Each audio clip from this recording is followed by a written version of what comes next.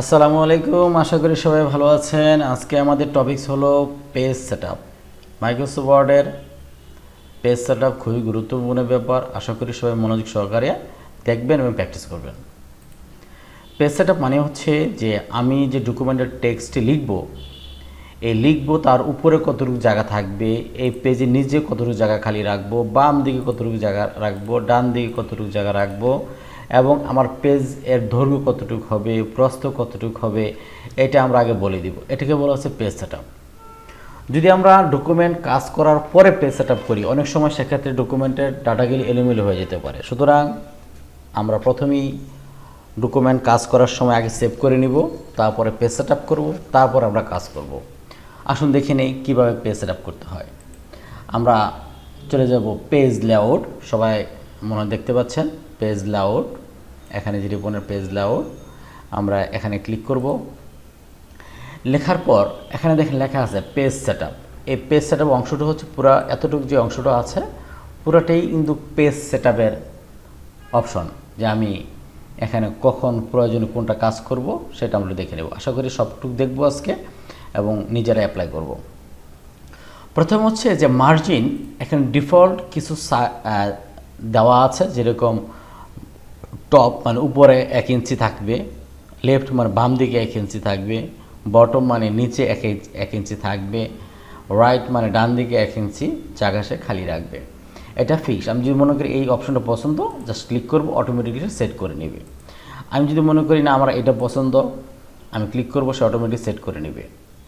কিন্তু মনে যদি করি না আমি এরকম একটাও চাচ্ছি না, আমি আমার মতো করে চাচ্ছি, অর্থাৎ কাস্টম মার্জিন আমরা করতে চাই, সেক্ষেত্রে আমরা মার্জিনে যাওয়ার পর লেখা আছে মার্জিন, টপে কতটুকু জায়গা রাখবো আমরা লিখে দিতে পারি, অথবা এই পয়েন্ট থেকে আমরা উপরে নিচে দিয়ে কমাইতে বাড়াইতে পারি। অনুরূপভাবে আমরা যদি এখানে 1 দেই, এখানে 1, অর্থাৎ চতুর্দিকে 1 অপশনটা দিতে চাই, সেটা আমরা দিয়ে দিতে পারি।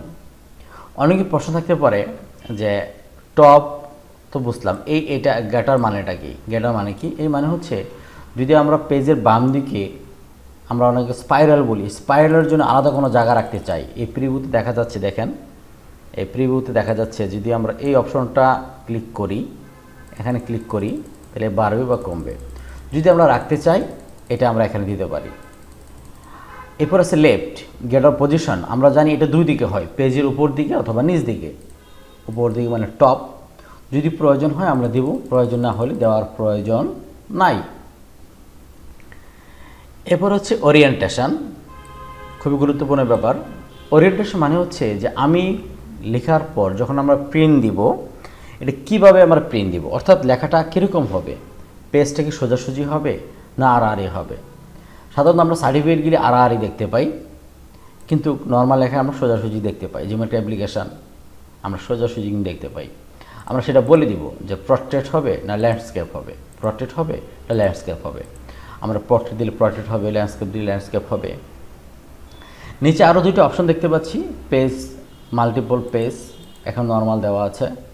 অ্যাপ্লাই টু হোল ডকুমেন্ট, যদি একের অধিক পেজ থাকে এই অপশনগুলি পরে দেখব, আপাতত ওইগুলি প্রয়োজন নেই। এরপর হচ্ছে পেপার, আমি যে কাজ করব সেই পেপারটা যখন আমরা প্রিন্ট করতে চাই, তো আমাকে বলে দিতে হবে যে আমি কোন জাতীয় পেপারে প্রিন্ট করব। যেমন বর্তমান ডিফল্ট অবস্থা দেওয়া আছে লেটার। এই লেটার মানে হচ্ছে যে এর প্রস্থ হচ্ছে 8.5 আর হাইট হচ্ছে 11। কিন্তু সাধারণত আমরা যে কাজগুলি করে থাকি সেগুলি A4 সাইজের হয়ে থাকে। দেখেন এখানে কিন্তু এর প্রস্থ হচ্ছে 8.27 এবং হাইট হচ্ছে 11.69। সুতরাং আমাকে কাজ করার পূর্বেই বলে দিতে হবে যে আমার কী জাতীয় পেজ চাই। এখন অনেক জাতীয় সাইজ আছে বাজারে, সাধারণত 3টা সাইজ আমরা বেশি কাজ করে থাকি। একটা হচ্ছে লেটার সাইজ, একটা হচ্ছে লিগ্যাল সাইজ। লিগ্যাল সাইজ সবচেয়ে বড়, এখানে প্রস্থ 8.5, লম্বা হাইট হচ্ছে প্রায় 14, কিন্তু আমরা সাধারণত কাজ করে থাকি A4 সাইজ। আমরা A4 সাইজ দিয়ে ওকে দিব, তাহলে আমাদের পেজ সেটআপ কমপ্লিট হয়ে যাবে। তখন আমরা যে লিখব, তখন আমরা যখন কিছু লিখব, তাহলে আমরা দেখব যে লেখার পরে যে এর নিচে দিলেই নিচে চলে আসছে, অটোমেটিক নিচে, তার মানে নিচে 1 ইঞ্চি জায়গা খালি আছে। অনেকে প্রশ্ন করবে এখানে এতটুকু জায়গা খালি কেন? কারণ হচ্ছে যে ফন্ট অনেক বড় থাকার কারণে এটা এমন দেখাচ্ছে। এছাড়াও যদি আমরা নির্দিষ্ট একই ডকুমেন্টের প্রত্যেকটা পেজে আলাদা আলাদা সেট আপ করতে চাই, যেমন এটা দেখা যাচ্ছে যে আমরা প্রটেক্ট আকারে দিচ্ছি বাট এই পেজটা ল্যান্ডস্কেপ চাচ্ছি, সেটা কীভাবে করব? আমরা এই মুহূর্তে ল্যান্ডস্কেপ যদি দিই তাহলে দেখব যে পুরো ডকুমেন্টেই কী হয়ে যাচ্ছে, ল্যান্ডস্কেপ হয়ে যাচ্ছে, দেখতে পাচ্ছেন। বাট আমি এই পেজটাকে শুধু যে FF 1 2 3 যে পেজ লেখা আছে এই পেজটাকে শুধু আমরা ল্যান্ডস্কেপ চাই, সেক্ষেত্রে আমরা কীভাবে করব? প্রথমেই আমরা এখানে যাব, যাওয়ার পর আমরা কাস্টমে চলে যাব, আমরা এখান থেকেও যেতে পারি।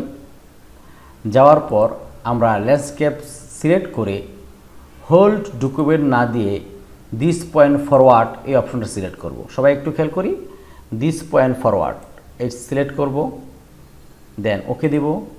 তাহলে দেখব এই পেজটা কিন্তু ল্যান্ডস্কেপ হয়ে গেছে। দেন পরবর্তীতে পেজটা কিন্তু অটোমেটিক ল্যান্ডস্কেপ হবে। যদি এই পেজটাকে আবার প্রটেক্ট চাই তাহলে আবার আমাকে কাস্টমাইজ দিতে হবে, আমাকে আবার এডিট দিতে হবে, আবার বলতে হবে যে কি দিস পয়েন্ট ফরওয়ার্ড।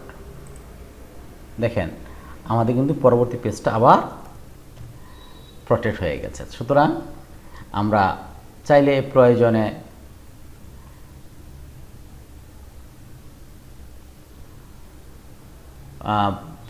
আমরা কী করতে পারি, ল্যান্ডস্কেপ করতে পারি। যেমন এই পেজটা হচ্ছে প্রটেক্ট, এটা হচ্ছে ল্যান্ডস্কেপ, আবার পোর্ট্রেট, আমরা এইভাবে পেজ সেট আপ করে নিতে পারি। আশা করি সবাই বুঝতে পারছেন।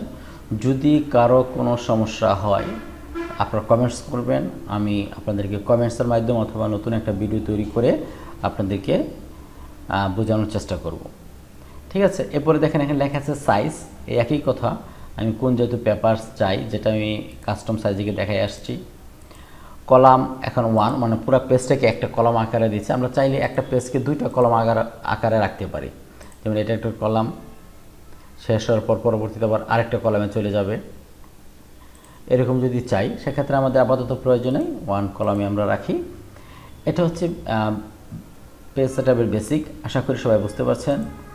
কয়েকবার প্র্যাকটিস করলে আশা করি সবাই ভালো বুঝতে পারবেন। ধন্যবাদ সবাইকে।